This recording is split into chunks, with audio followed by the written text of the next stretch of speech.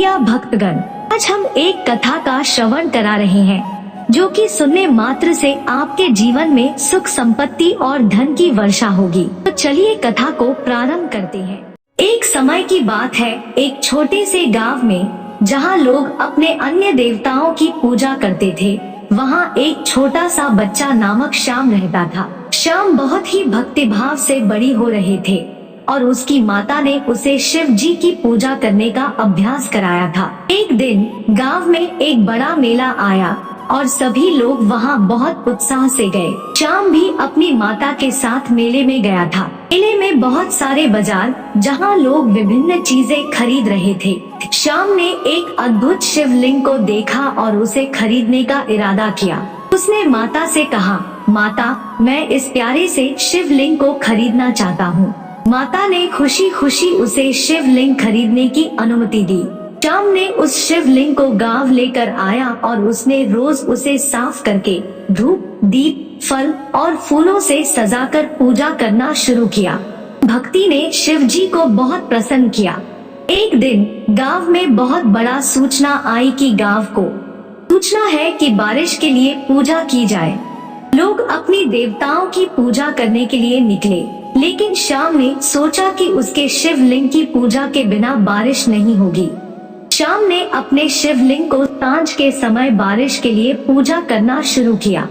वह गांव के लोगों ने हंसी में ढूंढ रखी थी, लेकिन श्याम ने अपनी भक्ति में रहकर पूजा जारी रखी। मित्रों, अचानक आसमान में बादल इकट्ठे हो गए और बहुत जोर से बारिश होने लगी। लोग अचंभित रह गए और श्याम की भक्ति की महत्वपूर्णता को समझ गए। उसका श्रद्धा भाव और विश्वास ने शिव जी को बहुत प्रसन्न किया और उन्होंने उसे आशीर्वाद दिया। इस घटना ने सभी को यह सिखाया कि अगर भक्ति और श्रद्धा से किसी देवता की पूजा की जाए तो उसकी प्रतिष्ठा में बदलाव आ सकता है और उसका आशीर्वाद मिल सकता है। श्याम ने अपनी सच्ची भक्ति और विश्वास से लोगों को आदर्श प्रदर्शन किया और उसकी कथा गांव के लोगों के बीच फैल गई। उसका उदाहरण लोगों को यह सिखाने वाला था कि विश्वास और प्रेम से भरी भक्ति से किसी भी देवता का आशीर्वाद प्राप्त किया जा सकता है। श्याम की कथा ने गांव को एक साथ लाकर उन्हें एक नए दृष्टिकोण का अनुभव कराया। लोग अब अपनी पूजाओं में भी और भी श्रद्धा और प्रेम डालने लगे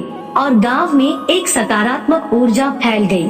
इस प्रकार श्याम ने न केवल अपनी माता को बल्कि पूरे गांव को भी धार्मिक उत्साह और समृद्धि की दिशा में प्रेरित किया। उसकी निष्ठा और आस्था ने सबको एक साथ मिलकर जीने का एक नया तरीका सिखाया। गांव ने शिव जी के प्रति अपने संबंध में एक नया उत्साह और समर्पण व्यक्त किया, जो उन्हें आत्मिक और सामाजिक सुधार में मदद करने का अवसर दिया। श्याम की श्रद्धा और विश्वास ने गांव को सजग बना दिया और लोगों के बीच एक सामृद्धिक आत्मसमर्पण की भावना फैलाई। शिव जी की पूजा में लोगों की भागीदारी बढ़ी और समृद्धि के पथ पर आगे बढ़ने लगे। एक दिन गांव में एक बड़ा संकट आया। अचानक से भूकंप आया और बहुत सारे घरों को नष्ट कर दिया। लोगों ने अपनी जानों की परवाह किए बिना अपने घरों को छोड़ा और शिव मंदिर की ओर बढ़ा। वहां श्याम ने शिव जी से प्रार्थना की और गांव वालों के लिए सुरक्षा की प्रार्थना की। चमत्कार हुआ। शिव जी ने अपनी कृपा से गांव को सुरक्षित रखा और भूकंप का कहर बचाया। इसके पश्चात लोग ने श्याम की उपासना और भक्ति को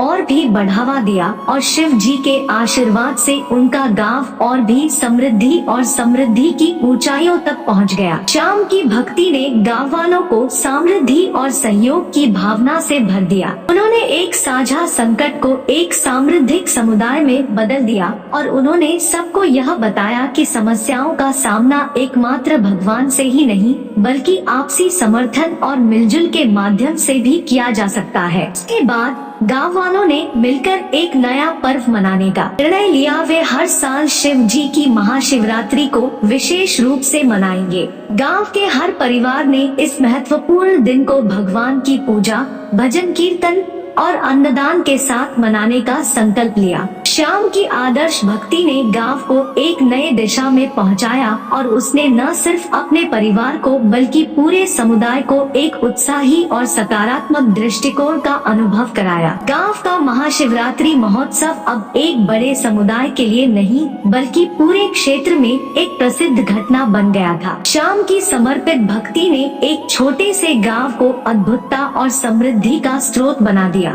गांव का महाशिवरात्रि महोत्सव वर्ष बढ़ता गया और लोग इसे बहुत श्रद्धा और उत्साह से मनाने लगे। शिव मंदिर में हर साल हजारों लोग एकजुट होकर भगवान की पूजा अर्चना करते थे। एक बार महाशिवरात्रि के महोत्सव के दिन गांव में एक विदेशी यात्री आया।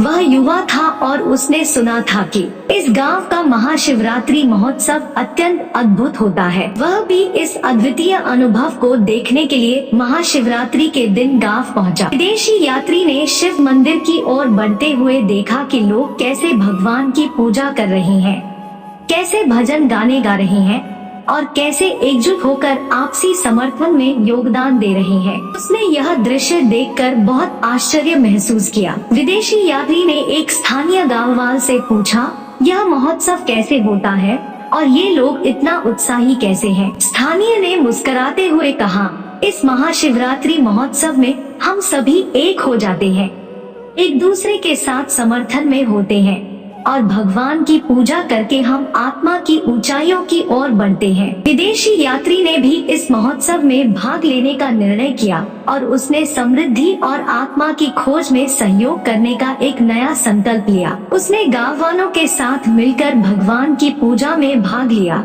भजन गाए और अन्नदान के कार्यक्रम में सहायक होने का अनुभव किया। महाशिवरात्रि के बाद विदेशी यात्री ने गांव को छोड़ने से पहले सभी साथियों को आभास कराया कि समर्पण और सहयोग से ही सच्ची समृद्धि हो सकती है। गांव वालों ने उसकी शिक्षा से कुछ नए सीख ली और अपने समुदाय को एक नए स्तर पर पहुंचाने के लिए एकजुट हो गए।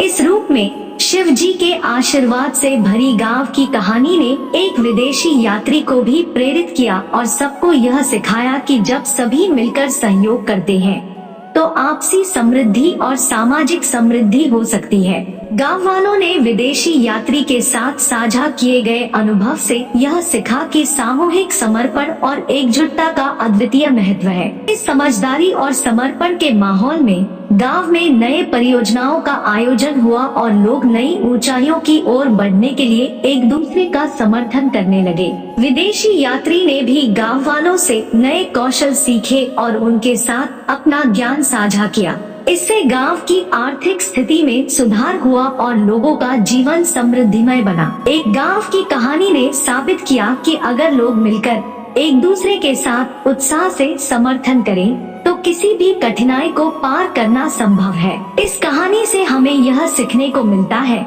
कि सामूहिक समर्पण और सहयोग से ही समृद्धि और सुख की ऊंचाइयों की प्राप्ति हो सकती है। इसके लिए हमें अपनी समर्पण भावना को बढ़ावा देना और एक दूसरे के साथ साझा रहना हमेशा महत्वपूर्ण है।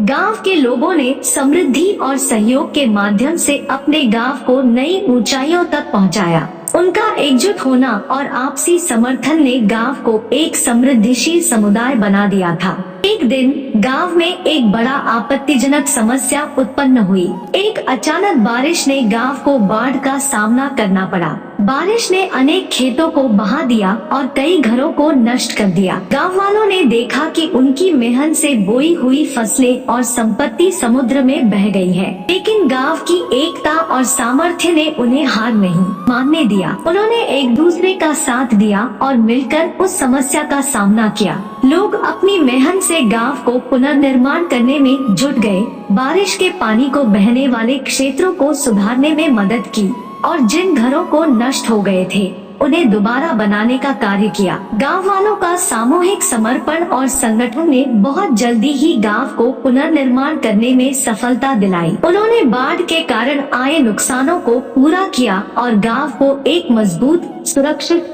और स्वच्छ स्थान बना दिया। इस समृद्धिशील गांव के प्रति उनकी ईमानदारी और समर्पण ने लोगों के हृदय में एक नई ऊर्जा और उत्साह का स्रोत बना दिया। उन्होंने सिखाया कि जब लोग एकजुट होते हैं और एक दूसरे का साथ देते हैं तो किसी भी मुश्किल को पार करना संभव है।